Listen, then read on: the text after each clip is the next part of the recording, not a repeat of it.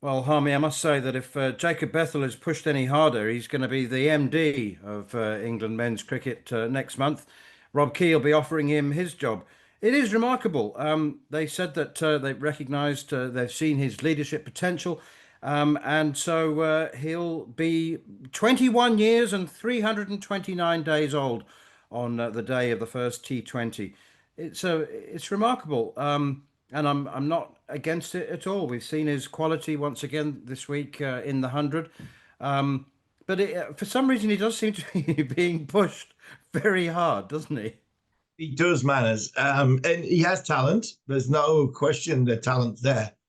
But I just wonder if he can drive a bus. He seems to be doing everything else. I mean, yeah, can he fly a plane, drive a bus? I mean, Play the guitar. I get what they're trying to do. It just seems it is probably symptomatic of this regime. The Key, McCullum, Stokes, Brook now. It is that if you ever go at us, we'll double down and go even further. And the question marks of Jacob not playing cricket, only scoring 252 runs between April the 1st and his test debut, not his test debut, but coming into the last test match, not playing any cricket. Criticism from outside, former England captains have had a go, and I've had my say saying, we've got to have these players playing cricket. It just seems as though whenever you do that, this current ECB regime just go, no, we're going to go even further. Make him captain. That's it.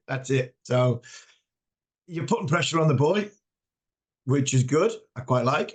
I look down the list and think, well, what is Josh Butler going to think being captained by a 21-year-old when he's the greatest white ball player that we've ever produced and going to Ireland to do that? The one that stands out for me, which I would be asking questions, is yes, Phil Salt probably was the right person to be left out of the ODI squad when they had a little bit of a restructure, but his 2020 numbers have been very good, and probably Phil Salt would have been earmarked as the captain of that group if it wasn't Jacob Bethell. So look, it's an exciting young team. I really enjoyed watching Sonny Baker in this 100. And Jacob's going to get a chance to captain. He's going to have that against his name. England, one of the youngest ever England captains against Ireland. Hopefully, we haven't put too much pressure on the lad. The youngest, yeah, not one of, the youngest. But what has been encouraging, Harmy, I suppose, is bucking the trend of England selectors over the last century or so, whereby you had to really, really earn your place, and however good you were, then did not believe in the mantra that if you're good enough, you're old enough. There was a certain reticence. There's always been a reticence about pushing youngsters, and Sonny Baker is has been pushed as well. I mean, you almost have to say that he's being fast tracked. Yes, he was impressive with the Lions, but he's now in the ODI squad against South Africa and the T20 series against Ireland. He's got a lot about him, hasn't he? You said you've enjoyed him in the 100. He took a hat trick, and he's a bit different. He's a note taker, which is interesting in itself. A lot of injuries. And just like little quirky stories about he makes himself bone broth, drinks bone broth every day for the collagen and because he wants to avoid any further stress fractures. He's had a couple, hasn't he? Were you big into bone broth in your No, early years?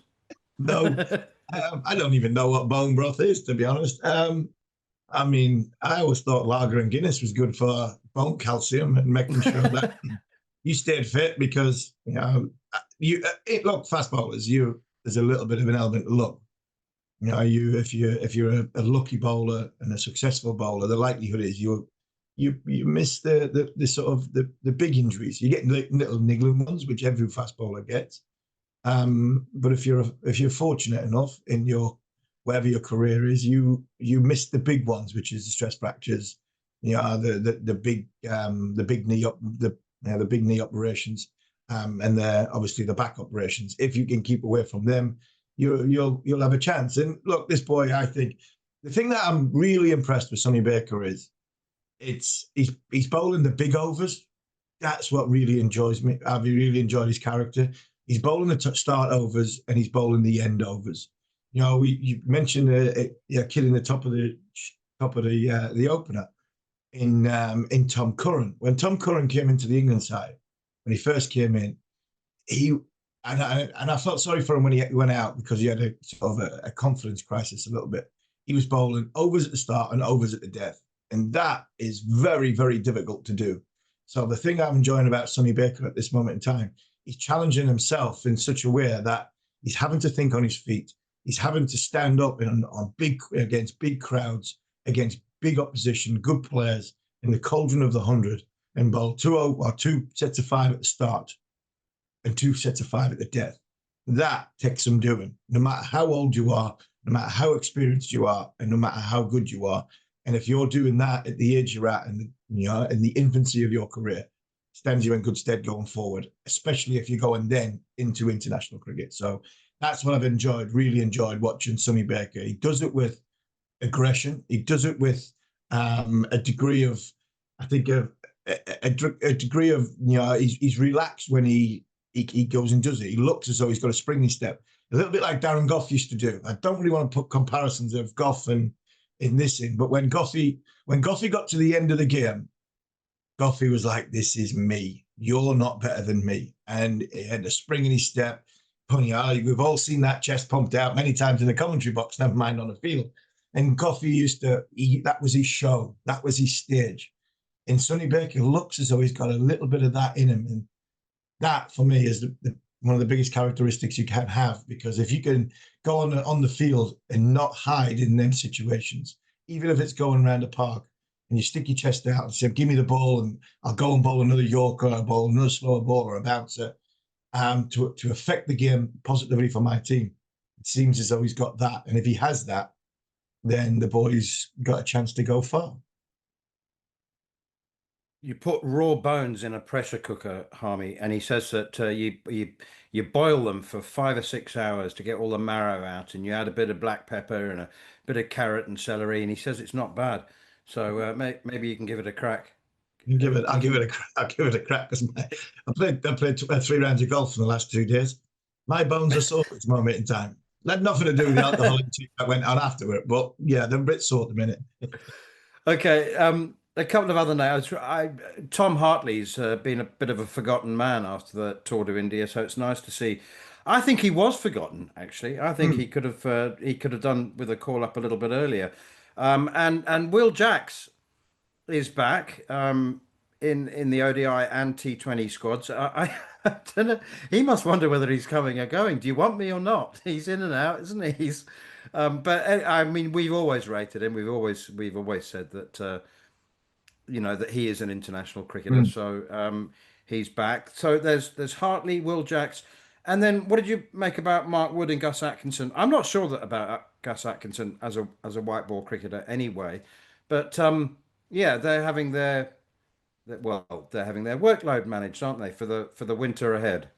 Yeah, there's a few things in all that manners, and it's again, I mean, there's a lot of it head scratching. I'm with you. The Will Jacks one. It seemed as though Will Jacks, Sam Curran, they seem to get up somebody's nose inside the hierarchy at the ECB at the back end of not last summer, the summer before, and then they were forgetting about. They were pushed to one side. It seems as though Will Jacks is getting himself back in. I look down the list and you go, and I'm pleased to see Tom Hartley back. I think he's struggled because I think the environment he's been in has been a really struggling one in Lancashire. Lancashire, both red and white ball, have had difficult times with coaches and with the environment, and I don't think that's been a happy place, and I think that's rubbed off on some of their players.